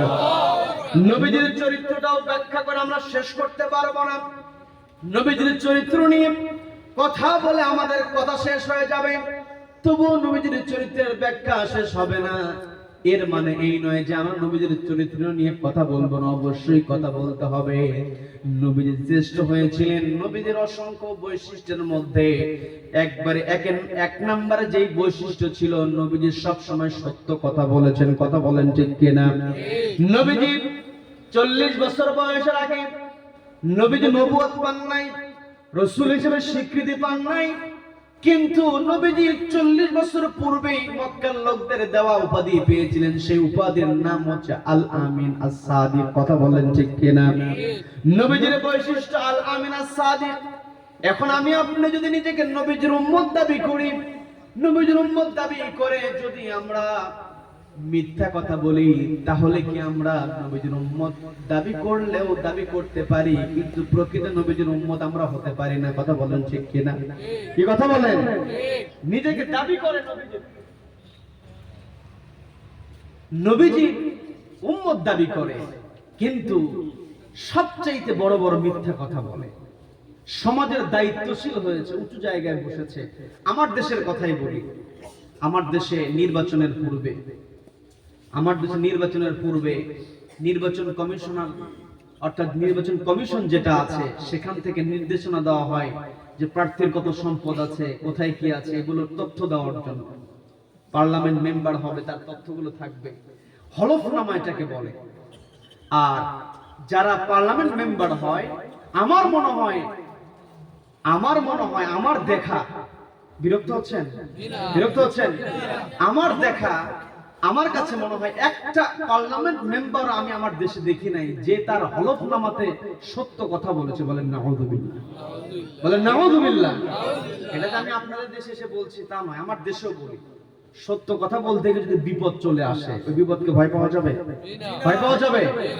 মিথ্যা কথা বলে, কিন্তু দেখবেন নামের আগে পোস্টার যখন করে, নামের আগে আলহাজ লাগায়। কি কথা বলে? জনগণের নামে বরাদ্দকৃত টাকা জনগণকে না দিয়া নিজের অ্যাকাউন্টে ঢুকায়া কানাডাতে বাড়ি বানায়, আমেরিকায় বাড়ি বানায়, বছর বছর উমরা করে। যতই উমরা করুক না কেন, যদি মিথ্যা কথা বলে, ওই উমরা তাকে কখনো সঠিক পথে আনতে পারবে না, বরং ওই উমরা তার জন্য গোমরা হয়ে যাবে। কথা বলেন ঠিক কিনা? সত্য কথা বলতে হবে। আমার আপনার যত বিপদ আসুক না কেন, সত্য কথা বলতে হবে। হযরত ওমর রাদিয়াল্লাহু তাআলা আনহু, তার শাসনামলে এমন ছিল, আপনাদের মহাত্মা গান্ধীজি যাকে আপনারা বলেন, তিনি একটা কথা বলেছিলেন, আপনাদের এটা জানা আছে কিনা আমি জানি না। তিনি একটা কথা বলেছিলেন, এই অশান্ত পৃথিবীকে শান্ত করতে হলে ওমরের মতো একজন শাসকের প্রয়োজন। বলেন আল্লাহু আকবার, বলেন আল্লাহু আকবার। ওমর রাদিয়াল্লাহু তাআলা শাসন করেছেন, শান্তি প্রতিষ্ঠা করেছেন, কারণ হযরত ওমরের মধ্যে ছিল নবীজির বৈশিষ্ট্য। কথা বলেন ঠিক কিনা? হযরত ওমরের সামনে দাঁড়িয়ে কেউ মিথ্যা কথা বলতে পারে না। হযরত ওমর রাদিয়াল্লাহু তাআলা তার রাজদরবারে বসে আছেন, এমত অবস্থায় 2 জন বালক, সবাইকে বলতে হবে কয়জন বালক? 2 জন বালক আরেকজন যুবককে টেনে হিঁচড়ে হযরত ওমরের দরবারে হাজির করলেন। হযরত ওমর বললেন, কি ব্যাপার, এই যুবক কি অপরাধ করেছে? তোমরা একে টেনে হিঁচড়ে কেন আমার সামনে হাজির করেছো? অপরাধটা কি? 2 বালক এখন বলছে, আমিরুল মুমিনিন, খলিফাতুল মুসলিমিন, এই যুবক আমাদের বৃদ্ধ পিতাকে হত্যা করেছে, হত্যার বিচার চাওয়ার জন্য আপনার কাছে এসেছি। কারণ হযরত ওমরের কাছে নেই বিচার, আছে না নাই? হযরত ওমর বললেন, তোমাদের অভিযোগ শুনলাম। যুবককে প্রশ্ন করে বলছো, যুবক, তোমার বিরুদ্ধে 2 জন বালক যে অভিযোগ দিল, এই অভিযোগ সত্য নাকি? যুবক দৃঢ় চিত্তে বলতেছে, হ্যাঁ, এই দুজন বালকের পিতাকে আমি হত্যা করেছি। হযরত ওমর বললেন, তুমি যে হত্যা করার কথা স্বীকার করেছো, এই যে ধীরে ধীরে তুমি স্বীকার করলে, আমার এখন জানার ইচ্ছা, সেটা হলো তুমি হত্যা করেছো এর কারণটা কি? যেই মানুষ সত্য কথা বলে, সেই মানুষের কাজের মধ্যে সেই কাজ যদি ভুল হয়ে যায়, যেই মানুষ ন্যায়ের উপরে থাকে, ওই মানুষ যদি কোন সময় অন্যায় করে ফেলে, মানুষের মনের মধ্যে প্রশ্ন চলে আসে, এই লোক তো অন্যায় করার কথা না, কেন করলো? প্রশ্ন মানুষের মনের মধ্যে আসে না নাই? হযরত ওমর বললেন, তুমি স্বীকার করেছো এদের পিতাকে হত্যা করেছো, এখন জানতে চাই এদের পিতাকে হত্যা করার কারণটা কি? তখন যুবক বলছে, আমি মুসাফির মানুষ, এই মরুভূমির মধ্যে দিয়ে আমি চলছিলাম, দীর্ঘ পথ পাড়ি দিতে দিতে একটা পর্যায়ে আমার শরীর ক্লান্ত হয়ে যায়, আমি আর চলতে পারি না, আমার উট থেকে আমি নেমে যাই, নেমে গিয়ে উটটাকে একটা জায়গায় রেখে দিয়ে আমি একটু বিশ্রামের জন্য বসে যাই, চোখের মধ্যে তন্দ্রা ভাব চলে আসে, একটা পর্যায়ে আমি ঘুমিয়ে যাই, ঘুম থেকে উঠে দেখি যেই জায়গা আমার উটটাকে রেখেছিলাম সেই জায়গা আমার উট নাই। এখন মরুভূমির মধ্যে চলার মতো একমাত্র বাহন ছিল তার একটা উট। এই উটকে যখন দেখতে না পাইলো, তার মনের মধ্যে চিন্তা আসে না নাই? তিনি চিন্তায় পড়ে গেলেন। যুবক বলছে, আমি চিন্তায় পড়ে গিয়েছি, এরপরে আমি আমার উটটাকে খোঁজা শুরু করে দিলাম, খুঁজতে খুঁজতে একটা পর্যায়ে গিয়ে দেখলাম একটা বাগানের পাশে আমার উটটা মৃত অবস্থায় পড়ে আছে। উটটাকে যখন মৃত দেখলাম, মনটা আমার ভারাক্রান্ত হয়ে গেল, আরো কষ্ট লাগলো। এই জন্য সেটা হলো, একটা পাথর দিয়ে আমার উটটাকে আঘাত করা হয়েছে, আমার কষ্ট লাগলো, না জানি অবলা জন্তু কত না কষ্ট হয়েছে আমার। আপনারা যদি হাঁটতে গিয়ে চলতে গিয়ে যে পায়ের সঙ্গে যদি একটা ইটের টুকরা লেগে যায়, আমার আপনার এমন অবস্থা হয়, আমরা আর সেখান থেকে নড়তেই পারি না, কি কথা বলেন? আবার অনেক সময় এমন হয়, কোনো কিছুর সাথেই ধাক্কা লাগে না, পা ফেলতে একটু 19-20 হয়ে গেলে পা বেঁকে যায়, ওই জায়গা থেকে ওঠা যায় না, ব্যথা সেনে নাই। ওই যুবক চিন্তা করতেছে, যুবক বলতেছে, আমি চিন্তা করলাম, না জানি আমার উটের কত কষ্ট হয়েছে। প্রিয় জন্তু যাদের বাড়িতে আছে, দেখবেন যারা গাভী পালন করে, গাভীর সঙ্গে অনেক সময় কথা বলে ফেলে, কথা বলে, কি কথা বলেন? মোহাব্বতের হয়ে যায়।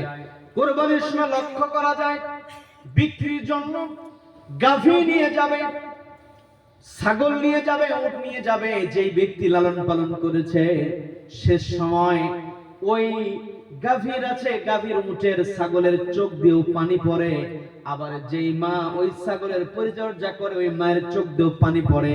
কারণ জন্তুর মধ্যে একটা মহাব্বত আছে, এই মহাব্বতটা আমাদেরকে দিয়েছেন কে? মহাব্বত আল্লাহ দিয়েছেন।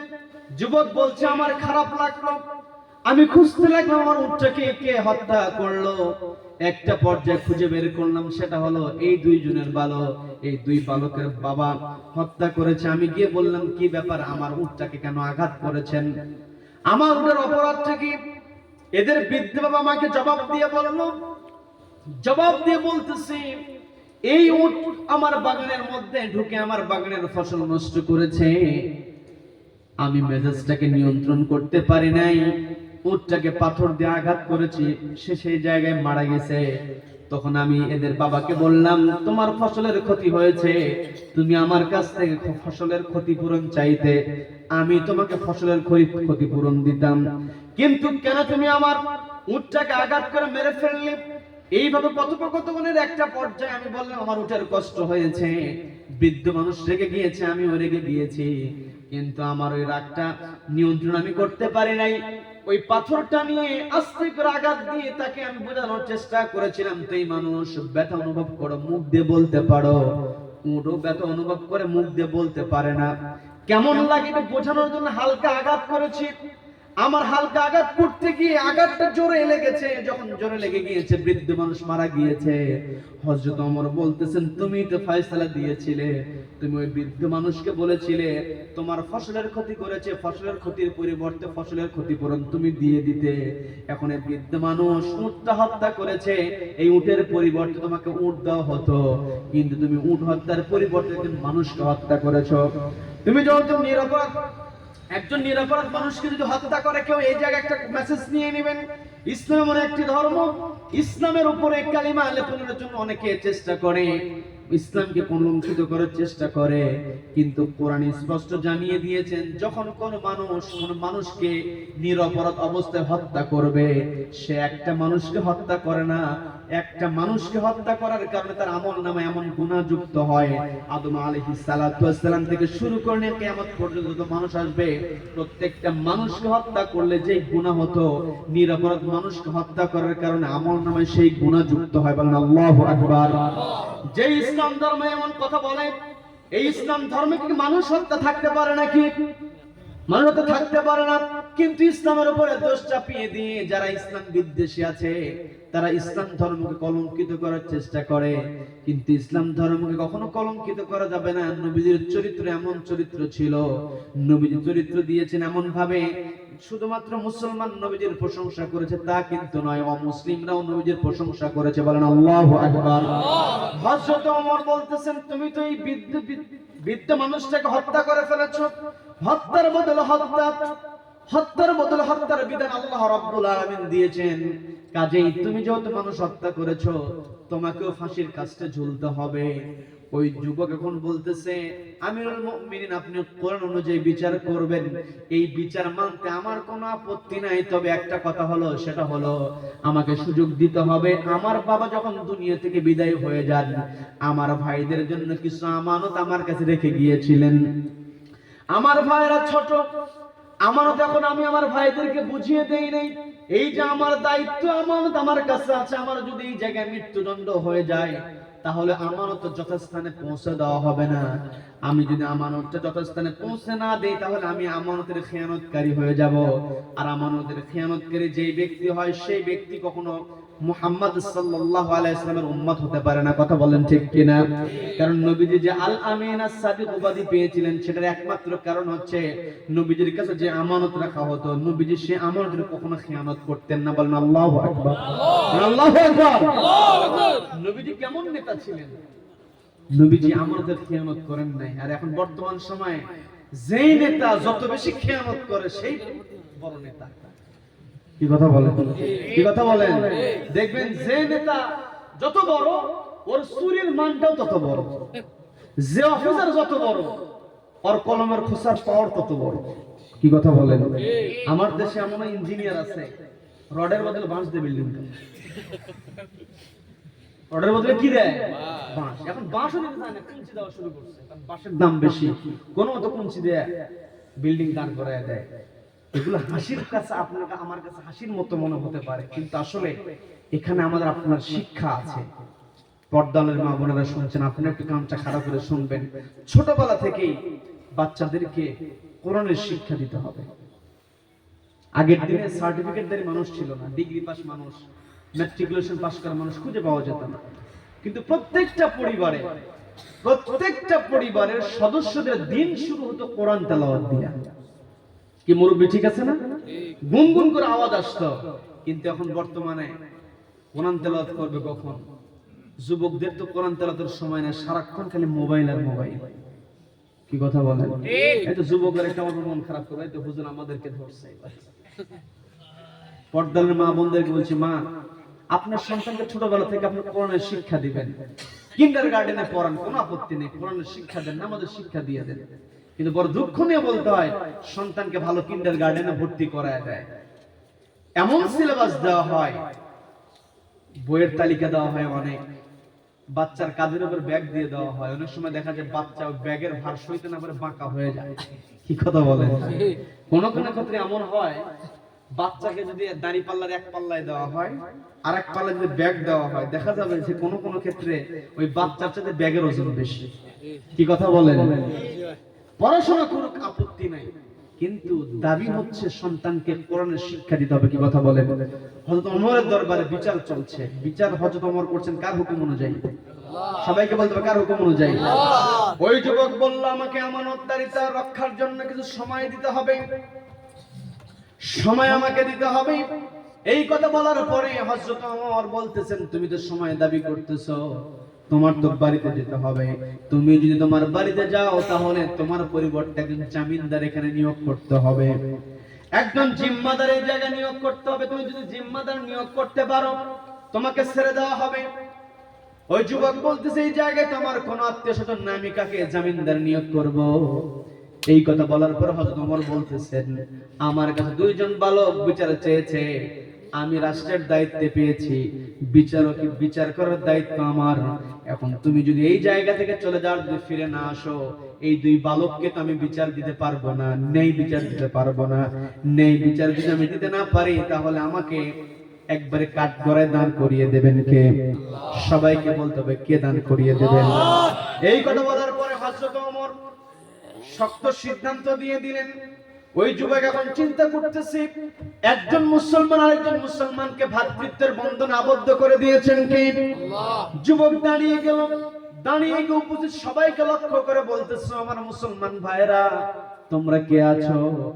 আমি তো অপরাধী হয়েছি, আমার তো সাজা হয়ে গিয়েছে, আমার মৃত্যুদণ্ড হবে, কিন্তু মরার পূর্বে আমি আমার আমানতের খেয়ানত হোক এটা আমি চাই না, আমানতদারিটা যথাযথ জায়গায় সেটা আমি পৌঁছে দিতে চাই। এর জন্য কে আছে আমাকে সহযোগিতা করবে, আমার জন্য জিম্মাদারি নেবে? এই কথা 3 থেকে 4 বার বলল। 3 থেকে 4 বার বলার পরে কেউ দাঁড়ায় না। যুবক মানুষ চেহারাটা মলিন হয়ে গিয়েছে, চিন্তায় পড়ে গেছে, পেরেশানিতে পড়ে গেছে, আমি আমার আমানতের খেয়ানত করে ফেলতেছি, যদি আমার মৃত্যুবরণ হয়ে যায় আমার ভাইদেরকে আমার ঠকানো হয়ে যাবে, এখন আমি কি করব? চিন্তায় যখন চেহারা মলিন হয়ে গেল, নবীজির একজন সাহাবী ছিলেন, নাম হচ্ছে আবু যর গিফারী রাদিয়াল্লাহু তাআলা আনহু। আবু যর গিফারী রাদিয়াল্লাহু তাআলা দাঁড়িয়ে গেলেন, দাঁড়িয়ে গিয়ে বলছেন, ও যুবক তোমার মন খারাপ করার কারণ নাই, আমি তোমার জন্য জিম্মাদারি নিয়ে নিই। বলেন আল্লাহু আকবার। আবু যর গিফারী রাদিয়াল্লাহু তাআলা যখন দাঁড়িয়ে গেলেন, ওই বালক খুশি হয়ে গেল, খুশি হয়ে বলতেছে, ভাই তোমার বেশি সময় লাগবে না, আগামী জুমার দিন পর্যন্ত, জুমার নামাজ পর্যন্ত তুমি আমার জিম্মাদারি নিয়ে নাও। আরেকটা বর্ণনায় পাওয়া যায়, আগামী জুমার দিন আসর নামাজ পর্যন্ত তুমি আমাকে সুযোগ দাও, আমি নির্ধারিত সময় হাজির হয়ে যাব। অনেক লম্বা কাহিনী, বিস্তারিত বলছি না, আপনাদেরকে বোঝানোর জন্য বলছি। আমানতদারিতা কেমন ছিল সাহাবীদের মধ্যে, তাবিঈদের মধ্যে, সত্য বলার টেন্ডেন্সি কেমন ছিল, এটা বোঝানোর জন্য বলছি। কারণ নবীজির আদর্শ যদি আমরা লালন করতে চাই, 1 নম্বর বৈশিষ্ট্য, আমাকে আপনাকে সত্য কথা বলতে হবে। কথা বলেন ঠিক কিনা? সুযোগ দেওয়া হলো, সুযোগ পাওয়ার পরে যুবক বাড়িতে চলে গেল। জুমার দিনের কথা বলেছে, জুমার নামাজের কথা বলেছে। আরেক বর্ণনায় পাওয়া যায় আসর নামাজের কথা বলা আছে। যে ওয়াক্তের কথাই হোক না কেন, বোঝার জন্য একটু চেষ্টা করবেন। নামাজ রক্ত হয়ে গিয়েছে, যদি জুমার নামাজ হয়, হযরত ওমর জুমার নামাজের জন্য খুতবা দিবেন, প্রস্তুতি নিলেন। ডাক দিলেন আবু যর গিফারীকে, গিয়ে বলছেন, ডাক দিয়ে বলছেন, আবু যর গিফারী আজকে তো জুমার নামাজের পূর্বে ওই বালকের আসার কথা ছিল, যুবকের আসার কথা ছিল, কিন্তু যুবক তো আসলো না। যদি নামাজের পরে যদি যুবককে না পাওয়া যায়, তোমার মৃত্যুদণ্ড কার্যকর হয়ে যাবে। কারণ তুমি চেনো নাই, জানো নাই, অপরাধীকে তুমি সহযোগিতা করেছো, জিম্মাদারি নিয়েছো, তোমার শাস্তি হবে, প্রস্তুতি নিয়ে নাও। আবু যর গিফারী তিনিও প্রস্তুতি নিয়েছেন। নামাজ শেষ হয়ে গেছে, উপস্থিত সবাই দাঁড়িয়ে গেছে, কাছের মানুষগুলো চোখ বেয়ে পানি পড়ছে। একজন নিরপরাধ মানুষ হত্যা করে নেই, তারপর হত্যার বিচার তার উপরে হবে। হত্যাকারীকে সহযোগিতা করলে ওই হত্যার গুনাহ আমল নামায় যুক্ত হয়। কথা বলেন ঠিক কিনা? আবু যর গিফারী রাদিয়াল্লাহু তাআলা প্রস্তুত হয়েছে, নামাজের পরে সবাই জমায়েত হয়েছে, ফাঁসি কার্যকর হবে। একেবারে চূড়ান্ত সময়, দূর থেকে লক্ষ্য করে গেল একজন কে যেন ঘোড়া নিয়ে এগিয়ে আসছে মরুভূমির মধ্যে। এই দৃশ্য একজন দেখলো, দেখার পরে বলতেছে, আমার ভাইরা একটু দাঁড়াও, লক্ষ্য করছি মরুভূমির মধ্যে ঘোড়া নিয়ে কে যেন এগিয়ে আসছে। মরুভূমির মধ্যে ঘোড়া নিয়ে কে যেন এগিয়ে আসতেছে, অপেক্ষা করো, হয়তো যুবক হতে পারে। কথা অনুযায়ী থামিয়ে দেওয়া হলো। একেবারে যখন ঘোড়াটা একেবারে কাছে চলে আসলো, অনুমানটা সত্য হয়ে গেল, ওই যুবক ঘোড়া নিয়ে হাজির হয়ে গিয়েছে। বলেন আল্লাহু আকবার। তড়িঘড়ি করে ঘোড়া থেকে নেমে গেল, নেমে বলতেছে, ও ভাই আবু যর গিফারী, আমার জন্য তোমার জীবন দিতে হবে না, আমি হাজির হয়েছি, বলেন আল্লাহু আকবার। আবু যর গিফারি, তার আর মৃত্যুদণ্ড হলো না। ওই যুবক বলছে, তুরি ঘুরি কোন আমার দেরি হয়ে গিয়েছে, পথের মধ্যে ঘোড়াটা সমস্যার কারণে আমি নির্ধারিত সময় আসতে পারি না, তোমরা সবাই আমাকে মাফ করে দাও। ও ভাই আবু যর গিফারি, তোমার একেবারে মৃত্যুদণ্ডের প্রান্তে তোমাকে পৌঁছে দিয়েছিলাম, আমাকে ক্ষমা করে দিও। আমার ভাই আবু যর গিফারিকে মৃত্যুদণ্ড দিতে হবে না, তোমরা আমার মৃত্যুদণ্ড কার্যকর করো। এই কথা বলে যখন যুবক এগিয়ে যাচ্ছিল, ফাঁসি যেখানে কার্যকর হবে, সুরে চড়ানো হবে যেখানে, এগিয়ে যাওয়ার সময় যেই দুইজন বালক অভিযোগ করেছিল, তারা সামনে দাঁড়িয়ে বলতেছে, তোমার মৃত্যুদণ্ড হওয়ার পূর্বে তোমার সঙ্গে কিছু কথা আছে। বলেন আল্লাহু আকবার, বলেন আল্লাহু আকবার। যুবক তার বিরুদ্ধে যে অভিযোগ করেছে দুই বালক, এখন যেই ব্যক্তি বিচার চায়, বিচার চেয়ে ওই ব্যক্তি আবার বিচার থামিয়ে দেয়। উপস্থিত সবাই কিন্তু একটু অবাক হয়, কি কথা বলে, সবাই অবাক হয়ে গেল, দেখি এই দুই বালক এই যুবকের সঙ্গে কি কথা বলবে, কারণ এদের মধ্যে তো এখন তো সম্পর্ক যে শত্রুতার সম্পর্ক। যখন বাদী বিবাদী একে অপরের বিরুদ্ধে যায়, কি কথা বলে, তখন সবাই বলল, ঠিক আছে কি কথা, কি কথা হলো, এটাকে আপনারা শুনবেন, আপনারা শুনবেন? অনেকে চলে যাচ্ছে, মনোদাত দিয়ে দিই, শুনবেন? আচ্ছা, আল্লাহ আমাদেরকে কবুল করে নিন, বলেন আমিন, বলেন আমিন। এই যুবক হাজির হলো, এই যুবক মিথ্যাবাদী না সত্যবাদী? সবাইকে বলতো মিথ্যাবাদী না সত্যবাদী?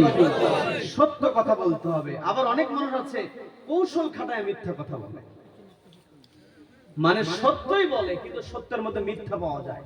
এইরকম কৌশল দুনিয়াতে আছে না নাই? আছে না নাই? এক এক্সাম্পল দিলে বুঝতে পারবেন। সেটা হলো এক মাতব্বর, এক এলাকার কি মাতব্বর, বিচার করে, দাপট আছে, মুরগির দোকানে গেছে মুরগি কেনার জন্য। কি কেনার জন্য? সবাইকে বলবে কি কেনার জন্য? মুরগি কেনার জন্য। মুরগি কিনতে গিয়েছে, গিয়ে দেখে দোকানে সব মুরগি বিক্রি হয়ে গেছে, একটা মাত্র মুরগি, সেটাও বিক্রি করা, পলিথিনের মধ্যে কি করা, দোকানে রেখে দেওয়া। মাতবর গিয়ে দোকানদারকে বলছে যে আমার মুরগি লাগবে, মুরগি দাও। দোকানদার বলছে, মুরব্বি আমার মুরগি তো সব বিক্রি হয়ে গিয়েছে, আমি তো দিতে পারবো না। বলে আমার মুরগি একান্তই প্রয়োজন। বলে মুরগি তো দেওয়ার মতো মুরগি নাই। বলে ওই যে প্যাকেটে মুরগি দেখা যায়, ওটা আমাকে দাও। বলে ওটা তো বিক্রি করেছি, যার কাছে বিক্রি করেছি সে নিজ হাতে জবাই করেছে, টাকাও দিয়েছে, অন্য বাজার করে যাওয়ার সময় এটা নিয়ে যাবে। এখন আপনাকে যদি এটা দিয়ে দিই, তাহলে ওই ক্রেতাকে আমি কি জবাব দেব? এখন মাতবর বলছে, জবাব কি দিবা সেটা আমি তোমাকে শিখিয়ে দেই। সেটা হলো, যখন আসবে তখন বলবা, তুমি যে মুরগিটা জবাই করে দিয়ে গিয়েছিলে, টাকা দিয়ে গিয়েছিলে, মুরগিটা আমি প্যাকেটের মধ্যে রেখে দিয়েছিলাম, কিন্তু প্যাকেট থেকে তাজা হয়ে মুরগি মারছে দৌড়। এখন মাতবর এই কথা বলছে, বলার পরে দোকানদার বলছে, ভাই আপনি তো কথাটা সহজে বললেন, সহজে থেকে এই কথা বিশ্বাস করবে না। বলে বিশ্বাস করার দায়িত্ব তোমার না, তুমি এই কথা বলো তোমার মুরগি তাজা হয়ে দৌড়ে চলে গেছে, এই টাকা না বাড়ি বিরক্ত করো না। যদি একান্ত নাই শোনে, তাহলে আমি তোমার দুবার বিচার তো আমার কাছে আসবে, ওই ক্রেতাকে নিয়ে আমার কাছে চলে আসবে।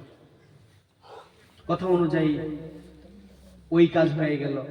দুইজন, অর্থাৎ ক্রেতা এসে বলতে আমাকে মুরগি দাও, বলে তোমার মুরগি তাজা হয়ে দৌড়ে চলে গেছে, এটা বিশ্বাস করবো কেমন? বিশ্বাস না করলে কিছু করার নাই, ভাই টাকা নিয়ে চলে দাও। বলে না, আমি এটা মানতে পারি না, বিচার হবে, চলো মাতবরের কাছে যাবো। দুইজন চলে গেছে মাতবরের কাছে।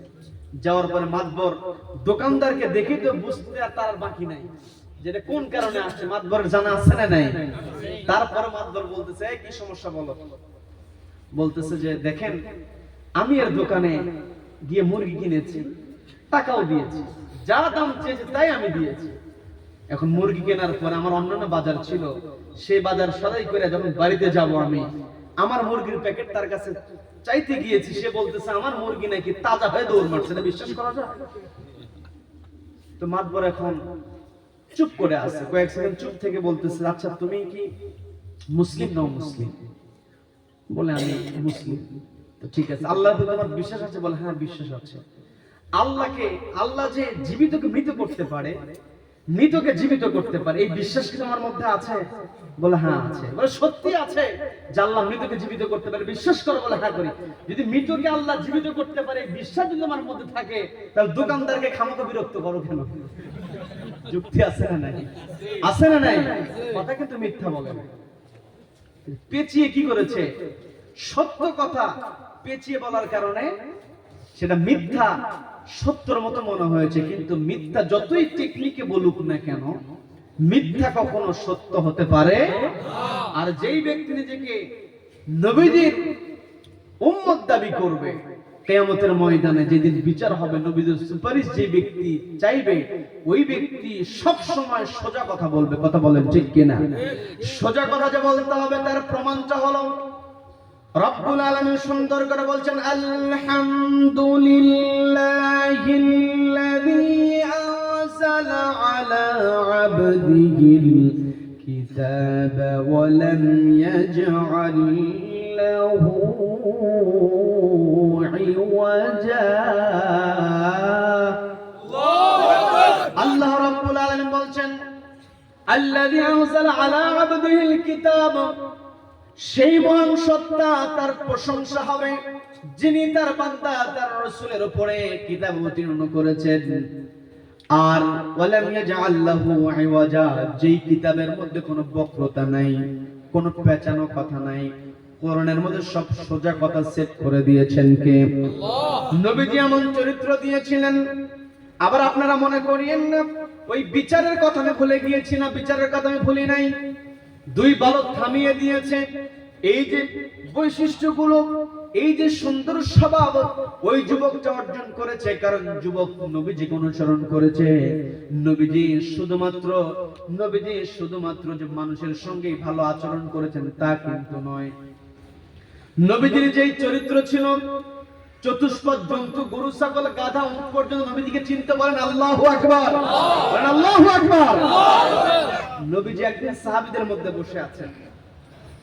নবীজি কি সাহাবীদের মধ্যে বসে আছেন, এমন তো অবস্থা একজন গরীব সাহাবী এসে বলতেছেন, ইয়া রাসূলুল্লাহ, ইয়া হাবিবাল্লাহ, আমি একটা বিপদে পড়েছি। বলে কি বিপদ? বলে আমার একটা উট আছে, এই উট আমার কথা শোনে না, যেতে বলি ডান দিকে চলে যায় বাম দিকে। এখন আমার উট ছাড়া ফসল জমিতে পানি দিব, উট ছাড়া আমার বিকল্প নাই। আমি যে উটের উপরে যে পানির পাত্র রাখবো, যদি কথা না শোনে আমি কেমনে ফসলে পানি দিব?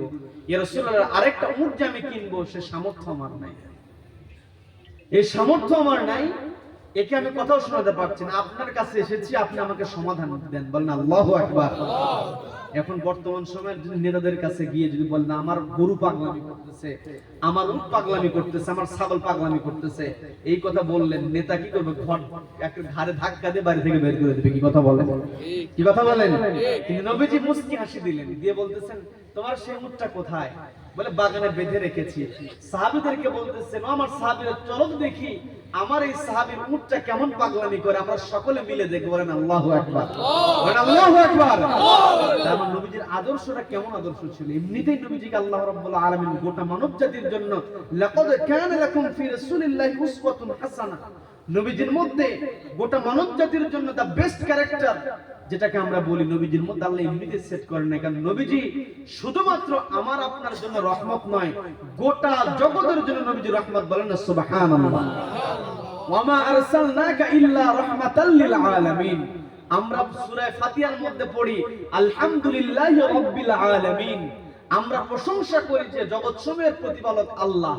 এখানে আমরা বলি রব্বুল আলামিন, আল্লাহ হচ্ছেন রব্বুল আলামিন। আর আল্লাহ রাব্বুল আলামিন নবীজিকে আমাদের সামনে পরিচয় করে দিয়ে বলছেন, ওয়া মা আরসালনাকা ইল্লা রাহমাতাল লিল আলামিন, আমি জগৎসমূহের স্রষ্টা আর জগৎসমূহের রহমত।